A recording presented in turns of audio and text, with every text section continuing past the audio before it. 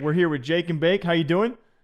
Dude, what's up, man? I'm doing all right. I just got back from 2 months of traveling to China and Japan doing IRL streams. So got back yesterday.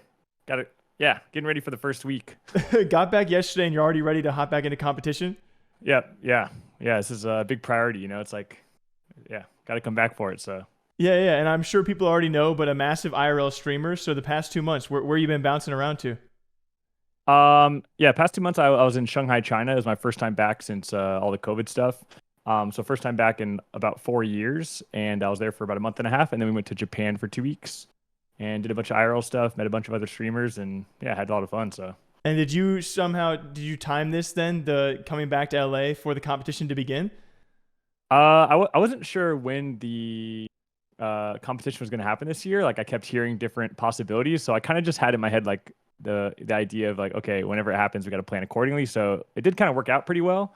I wish I was home like a month ago, so I could have already started practicing for a month. Yeah. So definitely planned around this for sure. It's a highlight of my year. Seriously, I don't know. I'm really into the AT&T Cup, so.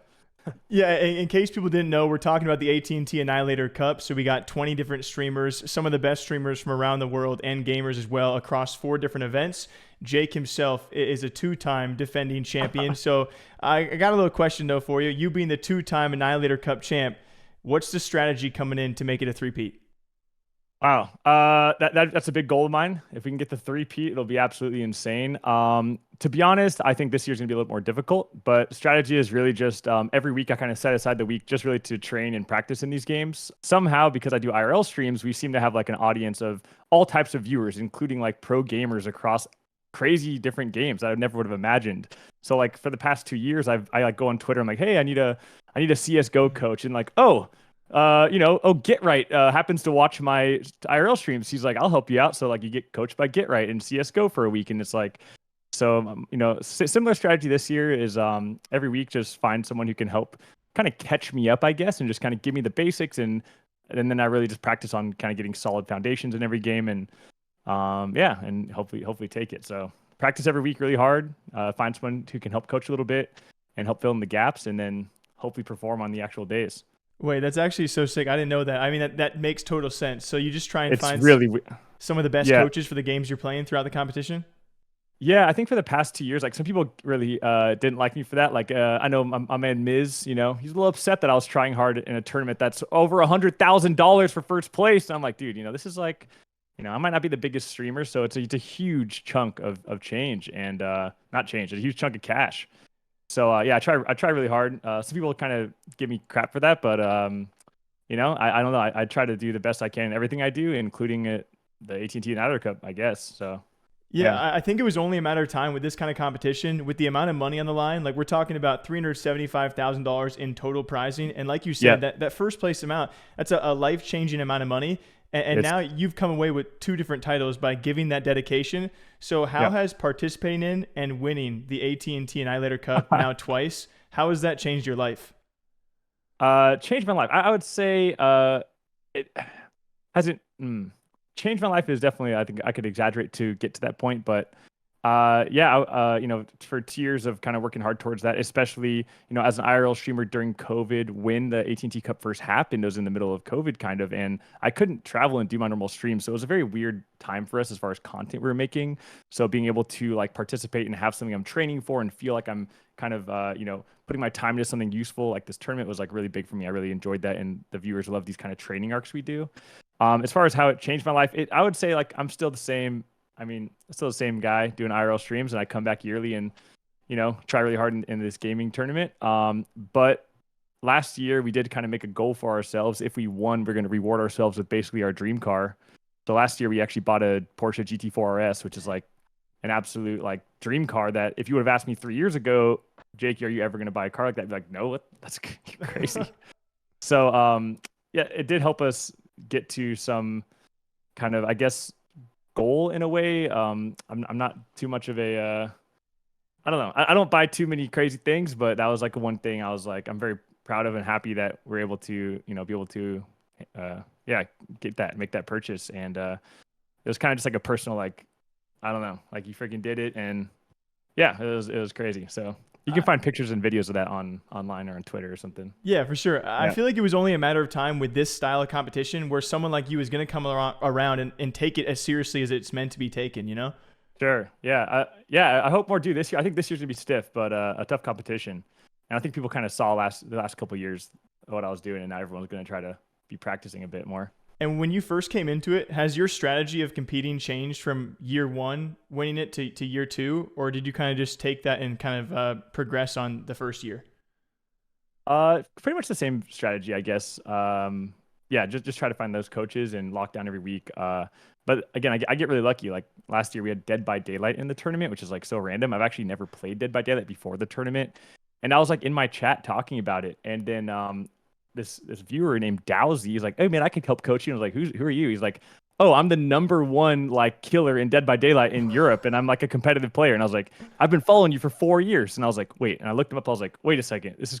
It's like those kind of like just things that happen and really Yeah. have it adds to a really good story and really makes these tournaments fun for me. So I mean, I was going to ask you this, but like, how does it come to an IRL streamer finding so much success against such, good gaming streamers? yeah, I talk about this a lot on stream whenever the AT&T Cup comes up. I've been streaming for 6 years now, like pretty much IRL exclusively, except for times where we couldn't during COVID and whatnot.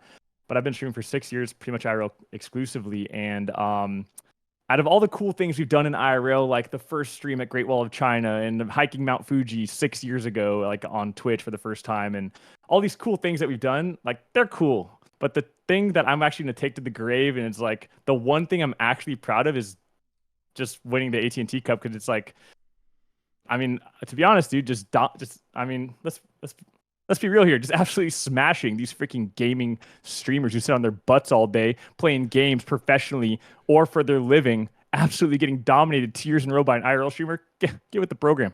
You know what I'm saying? I'm sure that'll go over well, but you keep on mentioning also stiff competition. Like the competition's getting hopefully a bit better year in and year out. So for this year in particular, who do you think is going to be your toughest opponent? I got it all mapped out already. I got analytics rolling. We got statisticians. Is that what they're called? People are good at statistics. Yeah, they're on call, ready to go. I actually do think I have my theories, but I think that it's Timmy and Noko are going to be my hardest competition this year. Timmy's just absolutely cracked, and he has that Zoomer blood, and he's really good at pretty much any shooting game he touches. Noko's also really good, but the thing about Noko is he really has that competitive drive, and I know he's going to be practicing. In fact, two of the coaches I've already talked to for certain games have been like, "Oh, Noko's already in my DMs," and I'm like, "Okay, I get it. He's already out there. That's smart." And so I appreciate that though, because I like people that are really like putting their heart into it. I think they're going to be my hardest competition. I think the sleepers or the people that might be able to come in are going to be like Summit, Lyric, Tarek, maybe. These guys who are really good at gaming. I mean, it's, some ex-pros and CS and stuff. But to be honest, it's going to be like Tim the Tapman last year. I mean, some of these guys they're pretty much retired, They got better stuff to do. So, they should leave the game into me. I would agree. This year, they have a lot of Apex streamers, and Apex being one of the games. Across all four titles, what game, one, are you going to, do you see an advantage in, or you think it's going to be the easiest for you? And then what game do you think is going to be the most challenging? Yeah, I think it's all going to be pretty tough. The game I'm the most confident in is definitely going to be Street Fighter 6. I've been playing fighting games since, a lot since I was just little. But I mean, Street Fighter 4 I took really seriously, like, what was that, over 10 years ago. And we did okay in Street Fighter 5 last year, which I never played. I'm excited to get on Street Fighter 6. The game is like doing really well. There's a ton of people playing. So that's the game I'm the most confident in. I still need to put a lot of time in there because I have to basically relearn Street Fighter 6 in the next 2 weeks. But not many, streamers play fighting games really too much. So, and if you know any fundamentals, I'm sorry, you can kind of just like pub stomp people in fighting games for the most part. Yeah, so I think fighting games, Street Fighter 6 will be my best week, hopefully. But we'll see how hard people train. And with modern mode in Street Fighter 6, you don't really know. And the hardest week is definitely going to be Fortnite. I actually have... Yeah, I think I have 1 hour in Fortnite. Oh, wow. So I'm familiar. I mean, I played it, like the mechanics. I'll get down. I just need to learn the meta of the guns. Probably, I think it's no build. So hopefully that helps lower that skill ceiling that I don't need to reach. Um, that's probably the hardest week. But I've been gaming like my whole life, so like all the other like CS:GO I've played, so much throughout the years, and Apex is fine. Like I'm not the best Apex player, but I'm like confident enough to be like, okay, we should be able to do okay. Yeah.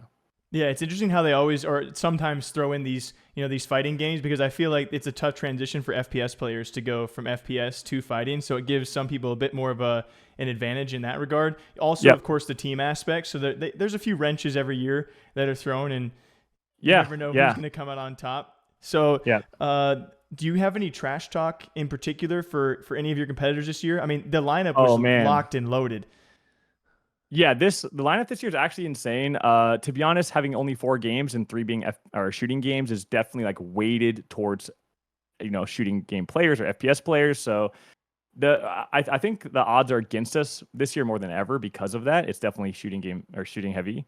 Um, but trash talk, I mean, I love to see people really put their heart into this and give it their all. And like I have a lot of friendly banter there.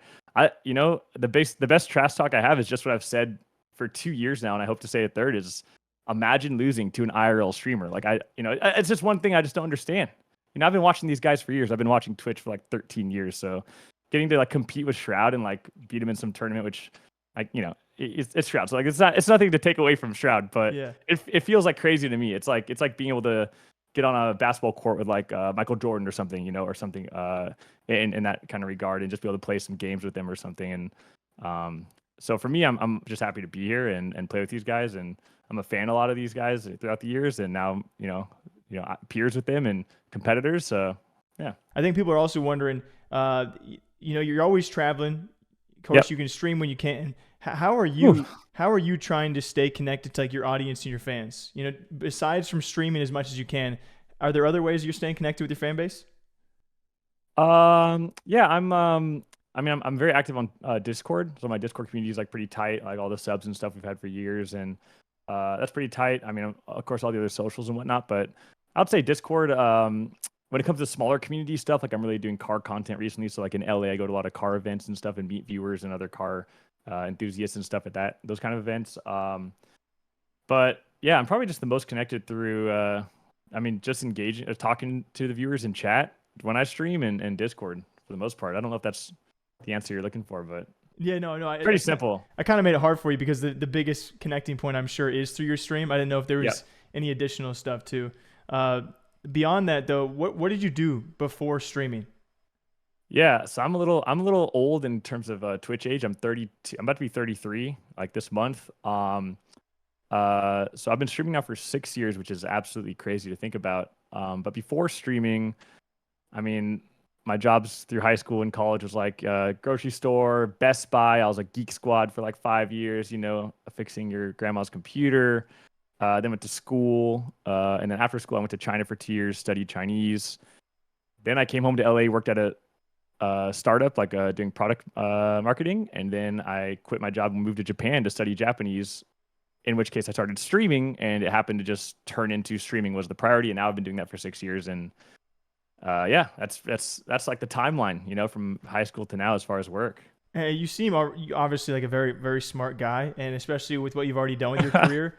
But what if things hadn't gone to streaming? Like, how has then your success in streaming changed your life? Oh my God. I mean, just honestly, I think like most streamers could say, like to be a successful quote unquote streamer, whatever that might mean to you, is a lot of time. Like you always have to be on. You're always got to be, putting in the hours on stream. So it's been a lot as far as like affected just, the priority in my life is basically streaming for 6 years. I'm trying my best to balance it out now, but I mean everything. Yeah, I was living abroad for 2.5 years in Japan. I've met so many like amazing other streamers and friends through Twitch and just through creating content like this. I've been able to travel all over the world and be able to share those experiences with people, which has been really insane. Like this was not a goal of mine. It's not a plan of mine. It just kind of happened. So it's changed a lot in that regard. I don't know if I wasn't here, I'd probably be working hopefully in gaming industry doing something, but it's a totally different field when you're kind of out creating the content versus maybe behind the scenes helping creators make content or whatever it might be. But yeah, it's allowed us to travel a lot, and share these experiences. And it's been a wild ride. Yeah, it's been crazy. I don't know. 6 years is a lot. I don't know for IRL for me. There's not many IRL streamers that have done that long, so it's we're seeing how it goes. Year after year over year. Jake, any last message for either your fans who are going to be watching the competition or your competitors who are probably watching you?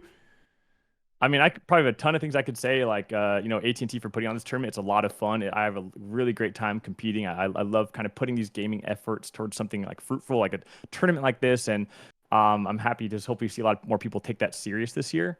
To all the viewers watching, whether you're a viewer of mine or anyone else's that has watched me absolutely dominate your favorite streamer year after year. I hope everyone puts on a good show this year and you guys enjoy the tournament. It's definitely been like like I said, a thing that's gonna be on my gravestone, the AT&T Annihilator Cup. I know it's maybe cheesy for some people, but like for me, it's like a really cool kind of thing I did during my Twitch time, however long that will be, to be able to compete with these guys, like literal legends in the gaming space, which has been really fun. So all I know is I'm gonna give it my all, and I got the trophy right here from last year. I'm hoping we got the first years in the garage. Hopefully we get the third year. And dude, all I know is that if you're on Twitch and you're a gaming streamer or a pro player or an ex-pro and you're losing a gaming tournament to an IRL streamer, I don't know. You got to look yourself in the mirror and there's something going on. So something going on. All right.